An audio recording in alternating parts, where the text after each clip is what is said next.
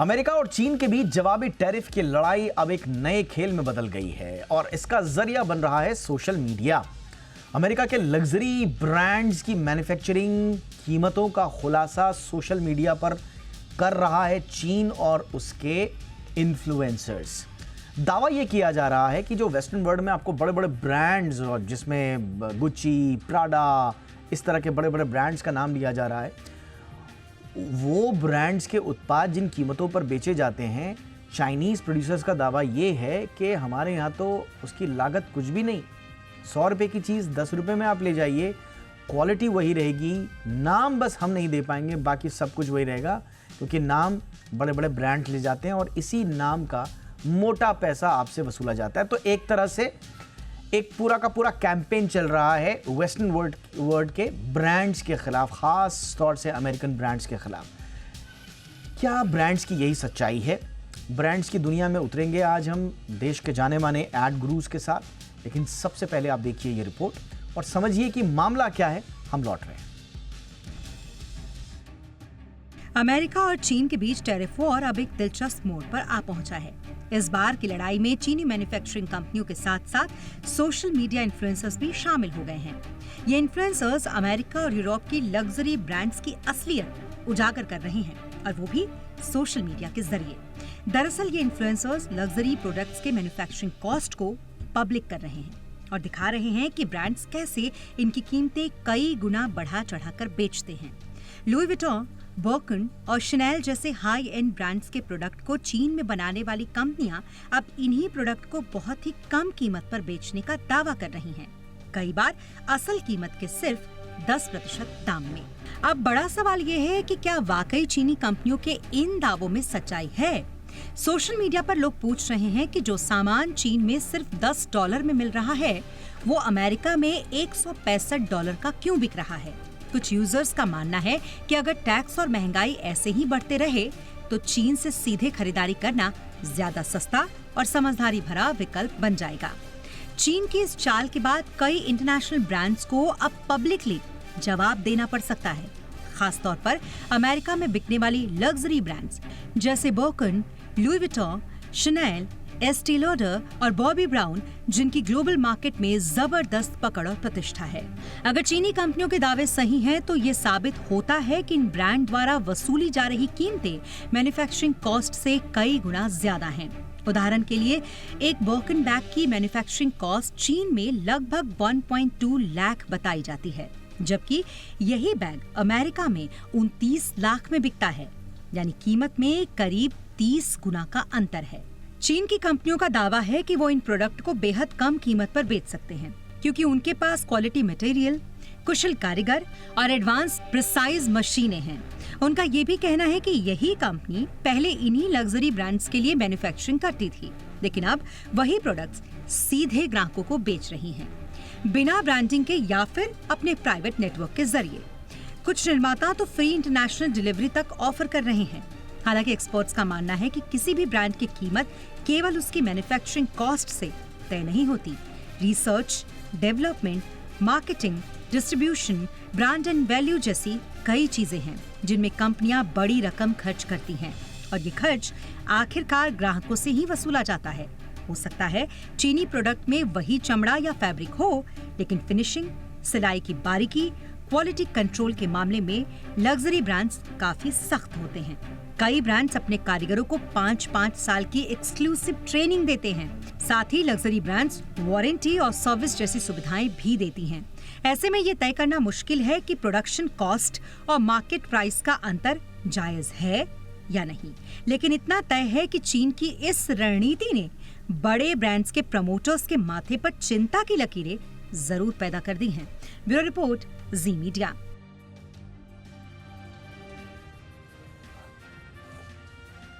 बहुत ही खास मेहमान इस वक्त हमारे साथ जुड़ चुके हैं। हरीश बिजूर साहब हमारे साथ जुड़ चुके हैं, जाने माने brand and business strategy specialist हैं। गुड इवनिंग सर, बहुत बहुत स्वागत है हरीश सर आपका शो पे। सबसे पहले तो सर आपका इनिशियल रिमार्क, काफ़ी कुछ इंटरनेट पर भूचाल आया हुआ है, और सिर्फ इंडिया में नहीं बल्कि पूरे वेस्टर्न वर्ल्ड के अगर आप टॉप पब्लिकेशंस देखेंगे तो उनमें हेडलाइन खबरें छप रही हैं कि चाइना ये क्या कर रहा है। एक एक करके क्या वाकई में चाइना एक्सपोज कर रहा है reality of luxury goods production, high and western brands का कैसे मेड इन चाइना में लो कॉस्ट पर प्रोडक्शन होता है, sold at high markups in US and other markets. आप इस बात से सहमत हैं सर? क्या मार्कअप्स इतने ज़्यादा हैं कि उस पर बहुत ज़्यादा सवाल उठाए जाएं? सबसे पहले मैं ये कहना चाहता हूँ कि आपकी जो प्रोग्राम की टाइटल है वो तो बहुत दिलचस्प टाइटल है, बहुत इंटरेस्टिंग टाइटल है। Thank you sir. चीनी चूना बहुत अच्छा लगता है मेरे को तो सुनते हुए। सच में बात यह है कि ऐसा होता है, ऐसा भी होता है। और सब लोग जानते हैं कि मैन्युफैक्चरिंग कहीं होती है, असेंबली कहीं और होती है, और इधर मार्केटिंग कहीं और होती है, और सेल्स कहीं और होती है। तो इस हिसाब से देखें तो प्रोडक्ट्स अभी चाइना में बन रहे हैं, ताइवान में बनता है, वियतनाम में बनता है, और भारत में भी बनता है। मैं इतना जानता हूं कि हमारे वेरी वेरी पॉपुलर एक ब्रांड है जो लग्जरी ब्रांड कहलाता है इंटरनेशनली। वो you know in the bylanes of Chennai बनता है, एक फैक्ट्री है उधर बनता है। और उधर से जब निकलता है वो निकलता है एक रॉ प्रोडक्ट जैसा। मैंने मोरलेस 80% बना हुआ है, अनदर 20% असेंबली कहीं और होता है, और वो असेंबली पेरिस में होगा, और वहां पर कहेंगे कि मेड इन पेरिस। लेकिन सचमुच ये बात हमें समझना है कि कोई भी लग्जरी आइटम ऐसे नहीं है, चुन के हैं may be 6-7, apart from that कोई भी ऐसी लग्जरी आइटम नहीं है जो सिर्फ डेवलप्ड मार्केट में बनता है। ये डेवलपिंग मार्केट और हिदर टू डेवलपिंग मार्केट्स उसको बनाते हैं, और हम उन्हें भेजते हैं, लेबल डाला जाता है एक्सपोर्ट मार्केट में, और बेचा जाता है all over the world. Absolutely sir, बिल्कुल आपने सही कहा। मैं थोड़ा सा आपसे सर साइकोलॉजी ऑफ ब्रांड्स में इस लिहाज से भी थोड़ा सा समझना चाह रहा हूँ कि लग्जरी ब्रांड्स की जो इमेज है वो बड़ा केयरफुली क्राफ्ट की जाती है एक स्टोरी टेलिंग के इर्द गिर्द, और कहा जाता है कि वो स्टोरी टेलिंग ही है जिसका जिसकी जिसके एवज में हाई एंड प्राइसेस जो हैं वो वसूले जाते हैं। एक ब्रांड आपको एस्पिरेशन बेचता है, ड्रीम बेचता है, एक्सक्लूसिविटी होती है उसमें, स्टेटस होता है, ऑथेंटिसिटी होती है। तो सर ये तो ऐसे ही नॉर्मली तो बिल्ट नहीं होती है, इसके पीछे R&Ds पर खर्च करती हैं कंपनीज, मार्केटिंग पे करती हैं, तो क्या उन सब चीज़ों का पैसा ऐड कर देना, मैं कारोबारी लिहाज से कह रहा हूँ, क्या जायज़ माना जाएगा? क्या वाकई में खर्चा लगता है सर स्ट्रेटजीज बनाने में? या अगर मेरा दिमाग क्रिएटिव है तो मेरे को कोई अधिकार नहीं है कि मैं उसका पैसा लूं? ठीक है, सबसे पहले ये कहना चाहता हूँ कि हर कोई लग्जरी प्रोडक्ट होता है, उसमें एक होता है प्रोडक्ट कॉस्ट। वो प्रोडक्ट कॉस्ट होता है जो कोई भी रॉ मटेरियल गया है उसके अंदर, जहां कहीं से भी इंपोर्ट किया है, जिपर्स या लेसेस, कहीं कहीं एक्सोटिक लेसेस, स्पेशल डिजाइन, सब लेके आए।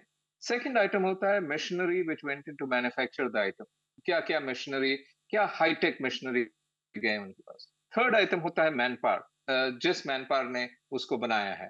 एंड द फोर्थ आइटम होता है marketing cost, end of course R&D की कॉस्ट होती है। एंड द फिफ्थ आइटम बहुत इंपॉर्टेंस रखती है लग्जरी में, उसे हम बुलाते हैं प्रीमियम।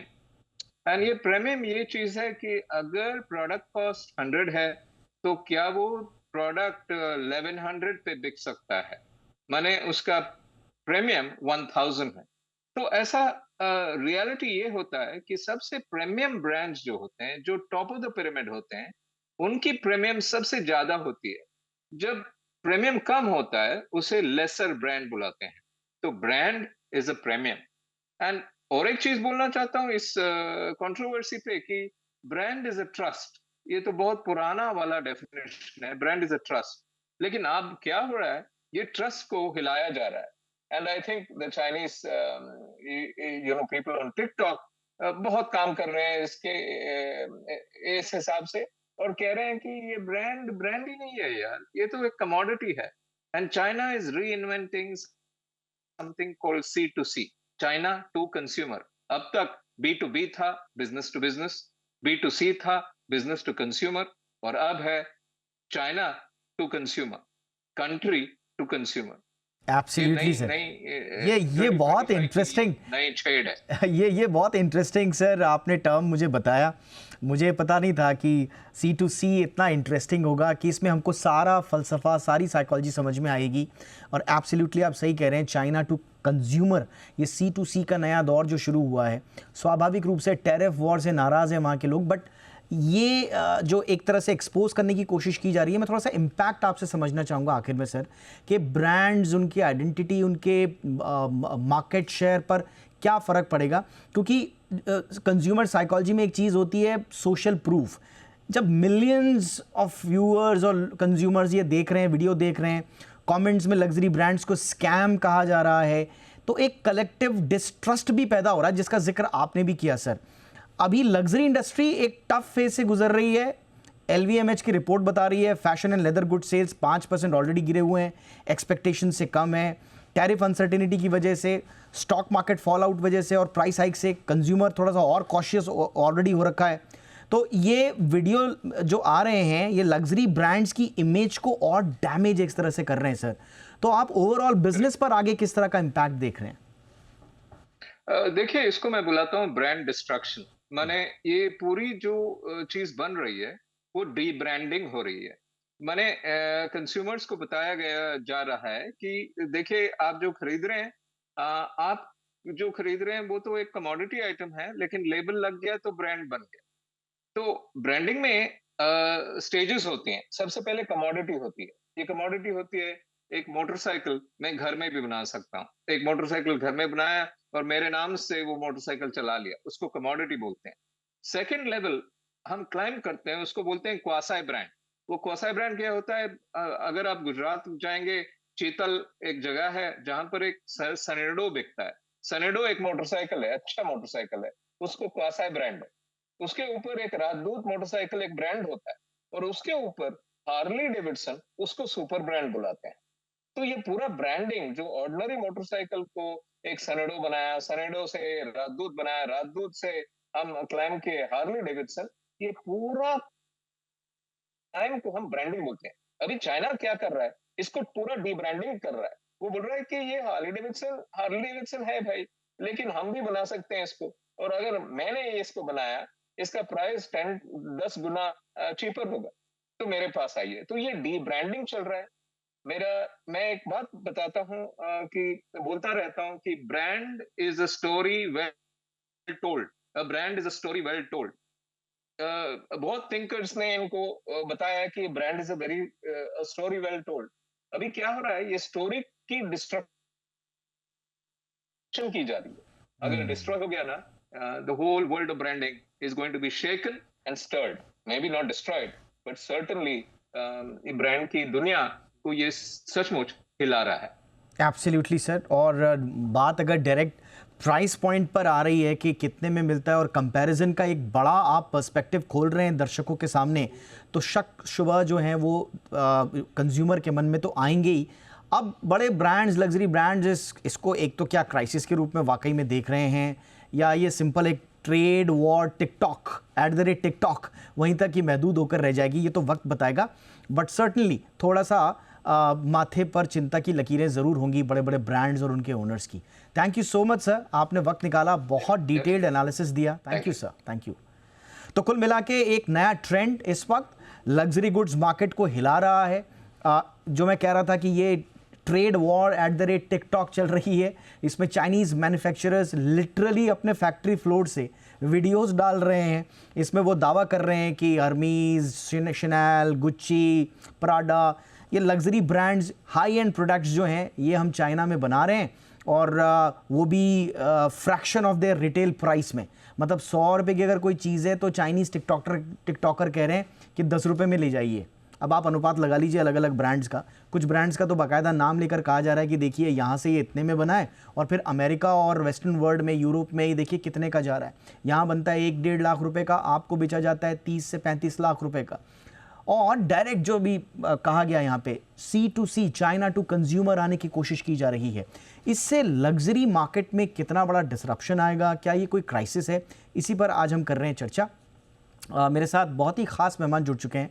भरत दाभोलकर सर जुड़ चुके हैं, जाने माने ऐड गुरु हैं जिनसे हम अभी थोड़ी देर में चर्चा करेंगे और समझने की कोशिश करेंगे कि ट्रेड वॉर टिकटैक के बाद अब क्या होगा। चाइनीज़ मैन्युफैक्चरर्स के वीडियो इसमें वेयर हाउस में घूम घूम के शेल्फ्स पे poly bag wrapped hand bags दिखा रहे हैं, ब्रांड्स दिखा रहे हैं और कह रहे हैं कि देखिए साहब ये हमारे यहाँ आपको मिल रहा है इतने सस्ते दामों पर, हमारे यहाँ से ले जाइए। और कुछ मैन्युफैक्चरर्स का तो ये भी दावा है कि हम आपको फ्री शिपिंग दे देंगे, डिलीवरी चार्जेस भी नहीं लेंगे। तो कुल मिला के देखिए प्रॉब्लम तो चाइना के सामने है। अमेरिका से पंगा लेके तगड़ा जो झटका लगा है चाइनीज़ पूरे मार्केट को, इकोनॉमी को, उसका खामियाजा तो चाइनीज़ मैन्युफैक्चरर्स भुगतेंगे ही। उनके यहाँ आबादी बहुत बड़ी है बट इतना बड़ा कंज्यूमर का दायरा नहीं है कि जितना प्रोडक्शन वो करते हैं, मास प्रोडक्शन वो करते हैं, पूरी दुनिया की फैक्ट्री कहा जाता है चाइना को। लेकिन सिर्फ चाइना के अंदर इतने कंज्यूमर्स नहीं हैं कि चाइना में बनने वाले उत्पादों को वो कंज्यूम कर सकें, लिहाजा उन्हें मार्केट्स की आवश्यकता होती है। और उस मार्केट में सबसे बड़े हाथी का नाम है अमेरिका, जिसकी वजह से आज $18 ट्रिलियन की इकोनॉमी चाइना बन पाया पिछले 1-2 दशक में, वो अमेरिका है। और अब ट्रंप ये जानते हैं कि अगर अमेरिका नहीं तो चाइना भी कुछ नहीं, लिहाजा वो अपने आसपास भी उनको फटकने नहीं देना चाहते हैं, इसलिए टैरिफ वॉर शुरू हुआ। टारगेट स्वाभाविक रूप से चाइना था, अब ये यूएस वर्सेस चाइना बन गया है। लेकिन इसमें जो प्रॉब्लम आई है, जो क्राइसिस आई है, वो आई है चाइनीज़ मैन्युफैक्चरर्स के सामने। और अब इसका तरीका ये निकाला जा रहा है कि बदनाम कर दिया जाए इंटरनेशनल मार्केट में चाइनीज़ ब्रांड्स को, अमेरिकन और वेस्टर्न ब्रांड्स को, और बताया जाए कि चाइना कैसे एक बड़ा विकल्प है, सीधे आप यहाँ से ले जाइए। 30 लाख का बैग खरीदने की क्या ज़रूरत है जब हम 1 लाख रुपए में दे रहे हैं।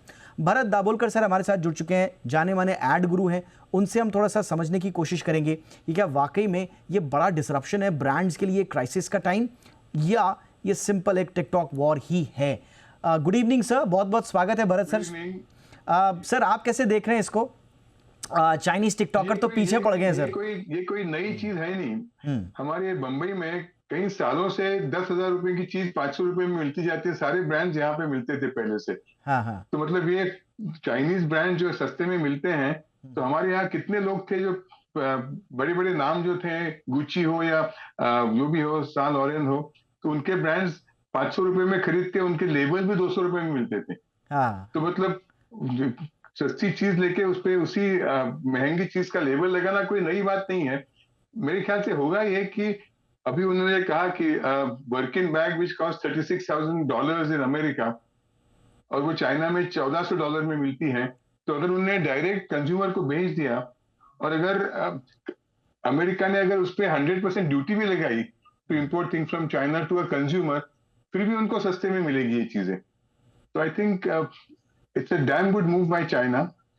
कितने अमेरिकन लेंगे पता नहीं मुझे, लेकिन ये मेरे ख्याल से चाइना का बहुत अच्छा मूव है, क्योंकि बहुत सारे जो ब्रांड लेने वाले लोग होते हैं ब्रांडेड प्रोडक्ट्स, उनको ज्यादा दिमाग नहीं होता। उनके पास पैसे होते हैं। ब्रांडेड चीज जो भी खरीदते हैं उनके पास दिमाग नहीं होता, उनके पास सिर्फ पैसे होते हैं। क्योंकि ब्रांडेड चीज और अनब्रांडेड चीज में कोई फर्क नहीं होता, सिर्फ ब्रांड नेम का फर्क होता है। Quality is most of the time the same. तो सर आप भी मानते हैं कि लग्जरी इंडस्ट्री के लिए कम से कम ये इमेज और ऑथेंटिसिटी का नैरेटिव जो होता है, जो उनके बिल्कुल पूरे ब्रांड की स्टोरी बताता है। लग्जरी ब्रांड कहते हैं कि उनके प्रोडक्ट फ्रांस से आ रहे हैं या इटली में बनते हैं और वो अपने सप्लाई चेन्स को बड़ा स्ट्रिक्टली गार्ड भी करते हैं। अब अगर चाइना उठ के बता रहा है, लोगों को बता रहा है कि कोई इटली फ्रांस नहीं साहब, ये तो हमारे यहाँ से बनाते हैं, ये तो हमारे यहाँ बनता है, ये हमारे यहाँ बनता है, तो क्या वो चाइनीज टिकटॉकर्स या इन्फ्लुएंसर्स के दावे में इतना दम है सर? आप मानते हैं कि इतना स्पेस है कि लोग उनकी बातों पे विश्वास करेंगे? मैं मानता हूँ दम है, क्योंकि ये कुछ 6 महीने पहले सैन फ्रांसिस्को में किसी ने एक ऐसा एक एक्सपेरिमेंट किया था कि उन्होंने एक जूते का दुकान बनवाया था जिसमें ब्रांडेड जूतों का नाम दिया था और ऑर्डिनरी जूते रखे थे। उन्होंने सब वहां के सेलिब्रिटीज और इन्फ्लुएंसर्स को बुलाया था दुकान में, एंड एवरीबडी प्रेज्ड दोस, अरे क्या फैंटास्टिक ये जूते हैं वगैरह बोले। दे वर $40 शूज जो उन लोग $400 में बेच रहे थे, और एक भी आदमी को पता नहीं चला कि ये वो अलग वाली चीज है, मतलब सस्ते वाले जूते हैं। तो मेरे ख्याल से ये ब्रांडिंग पे फर्क ये पड़ेगा कि जो बुद्धू लोग हैं जो ब्रांडेड चीजें खरीदते हैं, उनके समझ में ये आएगा कि ये हम लोग अपने पैसे वेस्ट कर रहे हैं, उससे कुछ फर्क नहीं पड़ता। चाइना ही बनाता है वो सारी चीजें। इवन इटली की जो चीजें बनती हैं, दैट्स व्हाई लॉकडाउन के टाइम में there were lots of Chinese in Italy, क्योंकि इटालियन मैन्युफैक्चरर्स और चाइनीज का बहुत घना संबंध है। तो तो सारी जो branded, whatever the branded products that are there, वो सारी बनती तो चाइना में ही है। But same as a Chinese आदमी ने कहा कि ये सेम लेदर है, सेम फैक्ट्री है, सिर्फ आपको उसका लेबल नहीं मिलेगा, लेकिन वो आप लेबल भी अलग से खरीद सकते हैं बंबई में। बट सर ये एक कंज्यूमर के हिसाब से भी, अगर लग्जरी प्रोडक्ट्स के, लग्जरी ब्रांड्स के कंज्यूमर कहा जाता है कि साहब बिल्कुल स्कार्सिटी रहती है, कोई कहता है कि ये लिमिटेड एडिशन आ रहा है तो उसकी कीमत जो है वो कई गुना बढ़ाकर दे दी जाती है।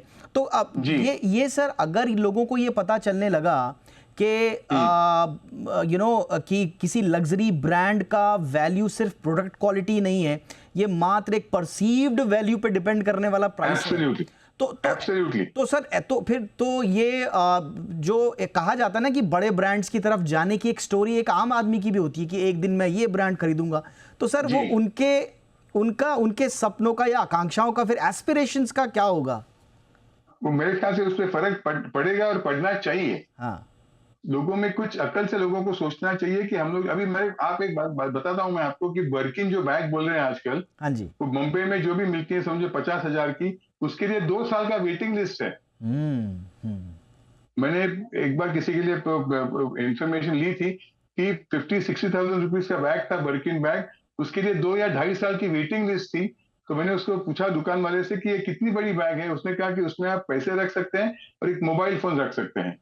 इतनी छोटी सी पर्स की कीमत जो 50-60 हजार रुपए थी, उसके लिए 2.5 साल की वेटिंग लिस्ट थी। तो मेरे ख्याल से इन लोगों को अभी समझना चाहिए कि इसमें कुछ मतलब उसमें कुछ तथ्य है नहीं। तो यानी कि देखा देखी के पीछे नहीं जाना है, अपनी यूटिलिटी देखो, बस यूटिलिटी देखो आप। एब्सोल्युटली। तो अगर ये हो सकता है तो मेरे ख्याल से बहुत अच्छा हो जाएगा लोगों के लिए कि ये जो फालतू जो इमेज बिल्डिंग होती है, हम लोग भी करते हैं एडवर्टाइजिंग वाले, लेकिन इमेज बिल्डिंग जो होती है वो इतनी सच नहीं होती है, at least for this luxury brands.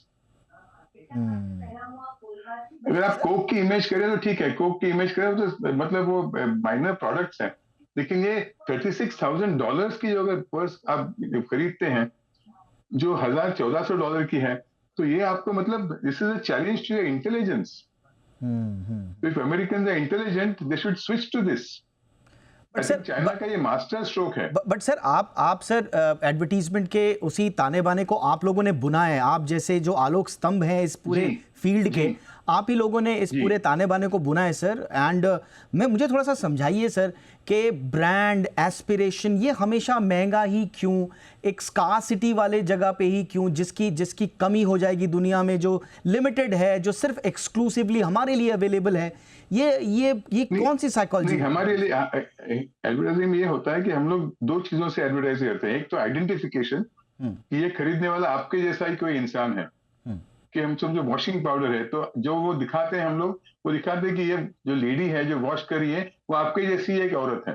तो एक आइडेंटिफिकेशन होता है, एक एस्पिरेशन होता है कि मुझे उसके जैसे बनना है, मैं वैसा हूं नहीं या वैसी हूं नहीं मैं। जैसे कि हम लोग कहते हैं कि समझो फिल्म स्टार्स को लेके करते हैं कि आप अगर सोप यूज करती हैं तो आप नॉर्मल सोप मत करिए, जो सोप माधुरी दीक्षित यूज करती है वो सोप आप यूज करिए, तो वो that is an aspirational product. लेकिन ये जो दिस काइंड ऑफ एस्पिरेशन, वो तो सोप की बात है, ठीक है, आप बाकी के सोप 20 रुपए में मिलते हैं, वो 25 रुपए में मिलेगा, that's it, not a much difference. But ये डिजाइनर प्रोडक्ट्स जो हैं which is costing so much more, मेरे ख्याल से वो बेवकूफी है। हम लोग ये एडवर्टाइजिंग में नहीं करते।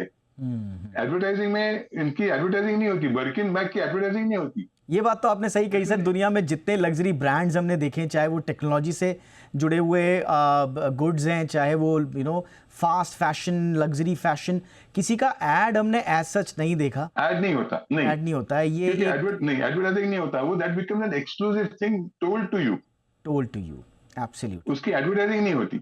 एब्सोल्युटली। एडवर्टाइजिंग इन चीजों की होती है कि एक सोप की एडवर्टाइजिंग होती है, एक सॉफ्ट ड्रिंक की एडवर्टाइजिंग होती है, एक मेकअप किट की एडवर्टाइजिंग होती है। उसमें एस्पिरेशन करना ठीक है। डिजाइन और ब्रांड जो है, ब्रांडेड प्रोडक्ट्स जो हम जो बात कर रहे हैं, उनकी एडवर्टाइजिंग नहीं होती। आपने कभी बर्किन बैग की एडवर्टाइजिंग देखी नहीं होगी, मैंने भी देखी थी कभी। जब मुझे किसी ने पूछा गया मुझसे कि हमको चाहिए बैग, आपकी पहचान है क्या, तो मैंने चेक किया उस टाइम, तो उन्होंने कहा है 35,000 या 40,000 कुछ बैग थी, वो पर्स थी छोटी सी, 2.5 साल का उसमें वेटिंग लिस्ट था, but never advertised. Yes, yes, Because और हमने तो sir advertising would cheapen the image of that. All right sir, तो आपके जो आपने इंसाइट्स दिए उसको मैं अगर अब सम अप कर पाऊँ अपनी भाषा में, तो आप कह रहे हैं कि ये अगर कंज्यूमर आप हैं और आप पीछे भाग रहे हैं इन बड़े बड़े ब्रांड्स के और सोच रहे हैं कि ये बड़े ब्रांड्स इनमें ज़्यादा पैसा लगेगा, तो फिर आपको ये जो पूरा अभी डिसरप्शन आया है टिकटॉक वीडियोस वाला, ये आपको स्मार्टर चॉइसेस बनाने में थोड़ी मदद करेगा, क्योंकि एक तरह से ये बबल को बर्स्ट कर रहा है। और साइकोलॉजी बात हो रही है, और साइकोलॉजी और ब्रांड्स के हिसाब से जब ट्रस्ट टूटता है तो कंज्यूमर की लॉयल्टी भी कम होती है। तो इसको इस मोर्चे पर कैसे ब्रांड्स टैकल करेंगे वो देखना जरूरी होगा, लेकिन आप कह रहे हैं कंज्यूमर के हिसाब से ये एक अच्छी बात है, क्योंकि उसको एक स्मार्टर चॉइस बनाने में मदद मिलेगी। Thank you so much sir, thank you so much, thank you so much sir, thank you so much for your time sir, बहुत बहुत शुक्रिया। ये थी हमारी कवर स्टोरी।